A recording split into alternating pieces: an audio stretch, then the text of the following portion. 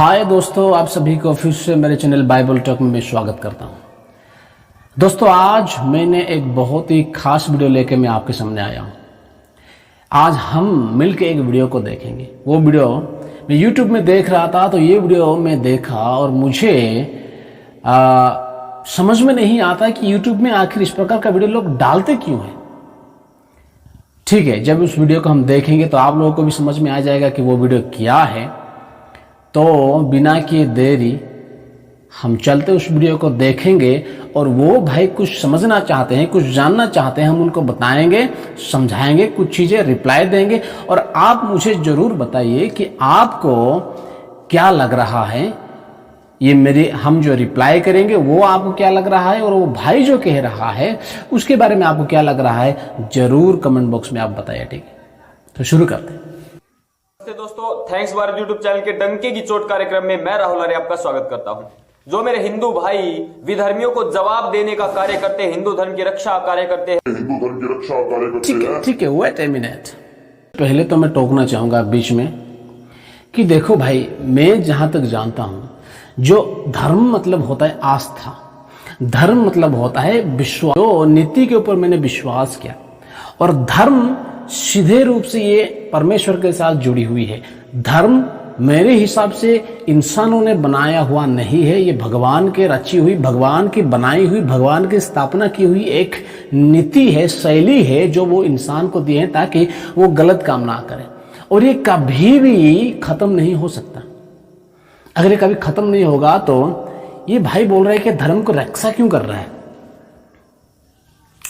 अगर कोई मुझे पूछे तो मैं कहूंगा भाई, मैं धर्म को रक्षा नहीं कर रहा, बल्कि मेरा धर्म, मेरी आस्था जो है वो मुझे रक्षा करती है, मुझे बचाती है। अगर आप धर्म की रक्षा कर रहे हो तो आपको सोचना पड़ेगा आप सही जगह में हो कि नहीं।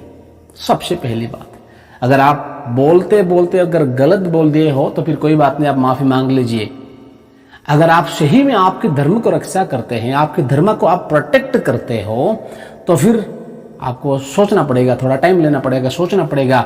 आप शायद सही धर्म में शायद नहीं होंगे।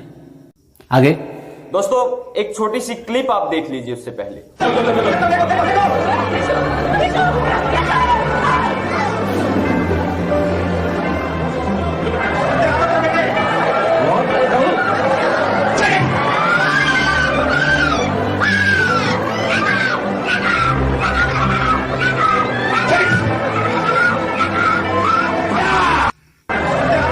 जो लोग हिंदू धर्म को ये कह करके धर्म परिवर्तन कर लेते, छोड़ देते हैं अपने धर्म को कि हिंदू धर्म में ढोंग, अंधविश्वास और पाखंड है, मैं नहीं मानता। जितना पाखंड ईसाइयों में है और अन्य मतपंथ संप्रदायों में है, इतना कहीं भी होगा। ये आपने क्लिप देख ली। तो भाई के कहने के हिसाब से यूं है कि पाखंडी जो है वो मसीही में ज्यादा है, हो सकते हैं, लेकिन उनको सुधारना है। मेरे तरफ से वो हर पाखंडियों को ये संदेश देता हूं, हर पाखंडियों को पाखंडी नहीं होना है। हमारे परमेश्वर कभी भी नहीं चाहते, मसीही परमेश्वर, बाइबल के परमेश्वर कभी भी नहीं चाहते कि कोई भी पाखंडी हो। दूसरी बात, जो भाई ने क्लिप दिखाया, अगर वो क्लिप को दिखा के वो ये कहना चाहते हैं कि वो क्लिप में जो हो रहा है वो पाखंडी है, तो मैं इतना ही कहना चाहूंगा कि भाई तुम खुद जाके उस भीड़ के अंदर खड़े हो जाइए, तब पता चलेगा वो क्या हो रहा है। कोई आपको कुछ बोलने की जरूरत नहीं, आप खुद जाके उस भीड़ के अंदर खड़े हो जाइए, आपको समझ में आ जाएगा वहां पे क्या हो रहा है। आइए कुछ एक नजर डालते हैं। ये देखिए, आप बाइबल देखिए। खुदा अपने किए पर पछताया, और यहोवा ईसाई खुदा पृथ्वी पर मनुष्यों को बनाने से पछताया और वह मन में अति खेदित हुआ। बाइबल उत्पत्ति सर्ग 6:6 में लिखा हुआ है, मैं आपके सामने पढ़ रहा हूं। अर्थात ऐसा व्यक्ति मेरी नजर में खुदा नहीं हो सकता, ईश्वर नहीं हो सकता, भगवान नहीं हो सकता। ऐसा परमेश्वर कभी खुदा नहीं हो सकता, क्योंकि उन्होंने क्या किया, पछताया। ऐसा इंसान कभी भी भगवान नहीं हो सकता, खुदा नहीं हो सकता। क्यों? उसका कारण यह कि इन्होंने क्या किया, पछताए। अगर बाइबल को आप अच्छी तरह से पढ़ोगे, इसलिए मैं सबसे पहले ये कहना चाहूंगा, अगर आप बाइबल के बारे में अच्छी तरह से नहीं जानते हैं तो बाइबल के कोई भी आयत को लेके इंटरप्रेट मत कीजिए। बाइबल को इंटरप्रेट करने के लिए आपको बाइबल के बारे में अच्छी नॉलेज, अच्छी ज्ञान होना बेहद जरूरी है, नहीं तो आप गलत इंटरप्रिटेशन करोगे।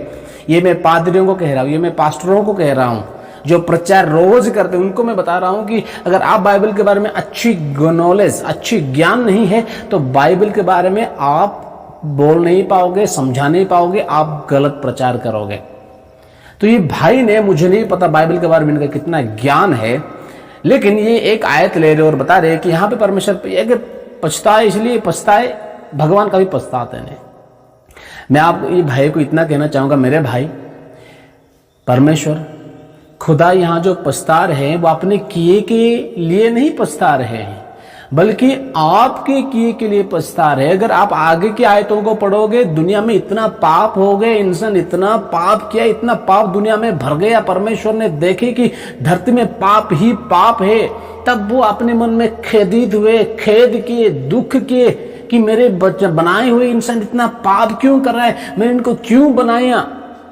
वो अपने किए के प्रति पछता नहीं रहे, बल्कि आपके किए के प्रति पछता रहे हैं। इसका मतलब ये है, जब आप गलत काम करते हो, जब आप बुराई करते हैं, तो हमारा परमेश्वर दुख करते हैं, निराश करते हैं। वो खुद को सोचते हैं कि मैं इनको क्यों बनाया।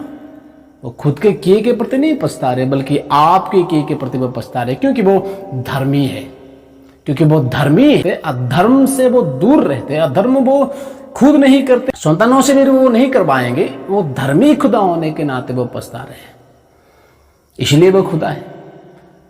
वो पछता रहे हैं, जब इंसान गलत काम कर रहा है तब वो पछता रहे, इसलिए वो खुदा है।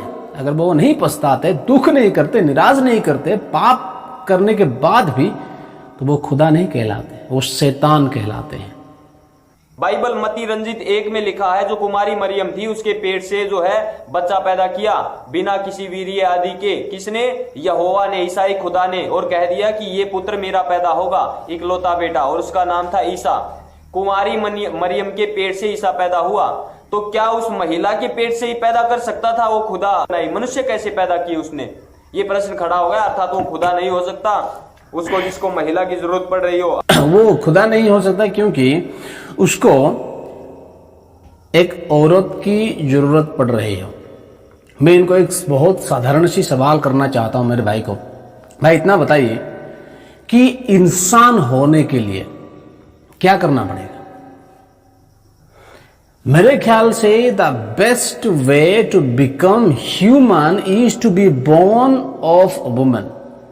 औरतों से पैदा होके एक आप इंसान कैसे कहलाए? क्योंकि आप माता से जन्मे हैं। और इससे बेस्ट वे इंसान बनने के लिए, इंसान होने के लिए, इससे बेस्ट वे मैं नहीं जानता। नेचुरली अगर इंसान का रूप लेना है, इंसान होना है, you need to be born. अगर आपके बारे में और कुछ स्ट्रेटेजी है, और कुछ प्रोसीजर है जो इंसान बनने के लिए, और कुछ माध्यम है, और कुछ रास्ता है, तो बता दीजिए। कुछ भी आगे आइए। और स्वप्न में कह रहा है ये बातें, आगे आइए। ईसाई मत में बाप बेटी का विवाह जायज है। ईसाई मत में बाप और बेटी का विवाह जायज है, ये मैं पहले ही बता। बाइबल में बाप और बेटी का रिश्ता जायज है। भाई ने कह रहे हैं कि बाइबल में बाप और बेटी का रिश्ता जायज है। इसलिए मैं कह रहा हूं, अगर बाइबल के बारे में आपको अच्छी नॉलेज नहीं है, बाइबल के बारे में आपको अच्छी ज्ञान नहीं है, तो डोंट डू इट। बाइबल के बारे में नहीं, कोई भी चीज के बारे में अगर आपको ज्ञान नहीं है, जानकारी नहीं है, उसके बारे में राय देना गलत है, वो सरासर गलत है। और खास करके ये जो किताब है, ये जो बाइबल है, ये हजारों सालों पहले घटी हुई घटना के बारे में लिखा हुआ है। और इसको मसीहियों को इसको समझने के लिए हमें 2, 3, 4, 5, 13, 14 साल हम पढ़ना पड़ता है, थियोलॉजी करना पड़ता है। अगर बाइबल के बारे में अच्छी ज्ञान नहीं है, डोंट इंटरप्रेट। चलिए, फिर भी ये बता रहे कि बाप बेटी की रिश्ता जायज है। तो पुराने नियम में एक घटना घटी है, लूत अपने बेटियों के साथ वहां पे वो एक रिश्ता हो रहा है। अगर उसको आपको पढ़ना है, आप वो कहानी भी पढ़िए। मैं यहाँ पे स्क्रीन पे उसका आयत में दे दूंगा, वो आयत आप पढ़ सकते हैं। और मैं आपको कहना चाहूंगा, यीशु मसीह नया नियम में कहे हैं, अगर आप लोग एक औरत को गलत विचार से देखते हो तो आप पाप कर चुके हो। आपको समझ लेना है। अगर गलत दृष्टि से, गलत विचार से अगर एक औरत को आप देख रहे हैं तो उसका मतलब आप उसके साथ ऑलरेडी पाप कर चुके हो, आप पाप हो गया हो। जिस मसीही धर्म ही ऐसा एक चीज है, बाकी कोई भी धर्म नहीं होगा। एक विचार लाने से, एक सोच लाने से पाप हो जाता है, गलत हो जाता है। आप सोच के देखिए, ऐसा एक धर्म जहां पे ये भी करना मना है, एक बाप और बेटी का रिश्ता को जायज कैसे कर सकता है? अगर ये भी काफी नहीं हुआ तो मैं आपको एक आयत दे देता हूं, आयत हम पढ़ेंगे, ठीक है। लेवी व्यवस्था उसका 18 अध्याय 6 और 7। अगर वो भाई इस वीडियो को देख रहे हैं तो मुझे अच्छा लगेगा। अगर नहीं देख रहे तो ये वीडियो उन तक पहुंचा दीजिए। लेवी व्यवस्था अध्याय 18 आयत 6 और 7। यहां पे इसे लिखा है, तुम में से कोई अपनी किसी निकट कुटुंबिनी का तन उधारने को उसके पास ना जाए। मैं यहोवा हूं। अपनी माता का तन जो तुम्हारे पिता का तन है ना उधारना, वो तो तुम्हारी माता है, इसलिए तुम उसका तन ना उधारना। अपनी सौतेली माता का भी तन ना उधारना, वो तो तुम्हारी पिता ही का तन है। अपना बहन चाहे सगी हो, चाहे सौतेली हो, चाहे वो घर में उत्पन्न हुई हो, चाहे बाहर, उसका तन ना उधड़ना। अपनी पोती या अपनी नातिनी का तन ना उधड़ना। उनकी देह हो तो मानो तुम्हारी ही है। तुम्हारे सौतेली बहन जो तुम्हारे पिता से उत्पन्न हुई है, वो तुम्हारी बहन है, इस कारण उसका तन ना उधड़ना। आगे आप पढ़ के भी जाओ, बहुत सारे हैं। सीधे वेरी क्लियरली लिखा है कि ये नहीं कर सकते, ये नहीं हो सकता। एक मसीही, एक ईसाई ये नहीं कर सकता, किसी का भी। आप 18 आयत आप 6 से नीचे आप आराम से पढ़िए। और मैं उस भाई को भी विनती करना चाहूंगा, मेरे भाई कृपया बाइबल को अच्छी तरह से पढ़िए, समझिए।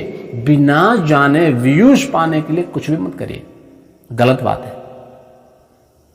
बाइबल में ऐसा कहीं भी नहीं लिखा है, कहीं भी नहीं लिखा है अपने स्त्री को छोड़, अपने वाइफ को छोड़ अगर आप बाहर कहीं भी इस प्रकार का काम करते हैं तो वो व्यभिचार है, वो पाप है।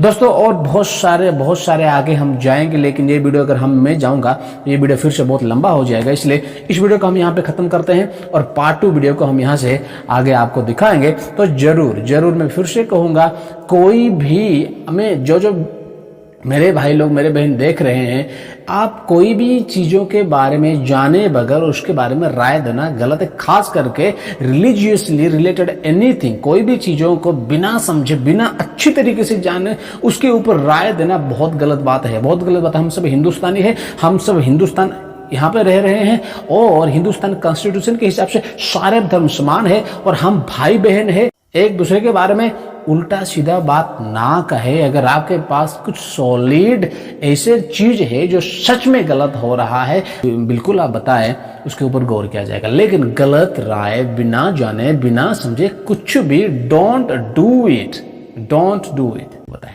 तो बाय, फिर से इसका जो बाकी पार्ट है मैं आपको जरूर दिखाऊंगा। आपको कैसे लगा ये वीडियो आप जरूर कमेंट करके बताएं। अगर अभी तक हमारे चैनल को सब्सक्राइब नहीं किया तो सब्सक्राइब करें और पास में जो बेल की घंटी है उसको दबा दें ताकि हमारे वीडियो का हर नोटिफिकेशन आप तक पहुंच जाए। तो आप सब स्वस्थ रहे, सही रहे, परमेश्वर आप सबको आशीष दे।